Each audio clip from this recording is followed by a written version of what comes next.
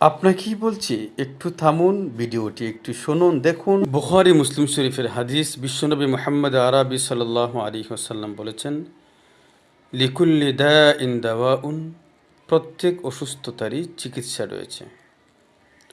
যত অসুস্থতা আল্লাহ তাআলা আমাদেরকে দান করেছেন, মহান রব্বে করিম আমাদের সেই অসুস্থতার চিকিৎসাও রেখেছেন। সেই চিকিৎসা, কিছু চিকিৎসা হলো কোরআন এবং সুন্নাহতে রয়েছে, আর বড় একটি চিকিৎসার অংশ আল্লাহ তাআলা রেখেছেন আমাদের প্রাকৃতিক জিনিসের মধ্যে, যেই প্রাকৃতিক জিনিসের মাধ্যমে আমরা আমাদের অসুস্থতাকে আমরা দূর করতে পারি এবং চিকিৎসা গ্রহণ করতে পারি।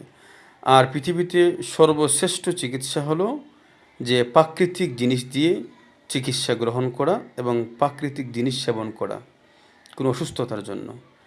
এই জন্য আমাদের অনেকেরই কৃমি সমস্যা রয়েছে, যে কৃমি সমস্যার কারণে চলতে ফিরতে মুশকিল হচ্ছে, জীবনযাপনকে বিপন্ন করে দিচ্ছে। যে কৃমি, আমাদের শিশুরা, নারী, বয়স্ক, যুবক, যেই শ্রেণীর মানুষ হোক না কেন সে, যে তারা কৃমি রোগে আক্রান্ত হচ্ছে।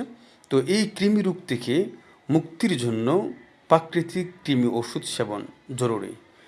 ইনশাল্লাহ এই প্রাকৃতিক এই ওষুধ আবিষ্কার হয়েছে এবং এই ওষুধ মার্কেটে এসেছে। আপনারা যারা প্রাকৃতিক ওষুধ সেবন করে আপনারা এই কৃমি সমস্যা থেকে মুক্তি পেতে চান, আপনারা আমাদের ফোন নম্বরে যোগাযোগ করুন, ইনশাল্লাহ সমাধান পেয়ে যাবেন। তারা অবশ্যই আমাদের সাথে যোগাযোগ করবেন, হোয়াটসঅ্যাপে নক করবেন, ইনশাল্লাহ ওষুধ পেয়ে যাবেন।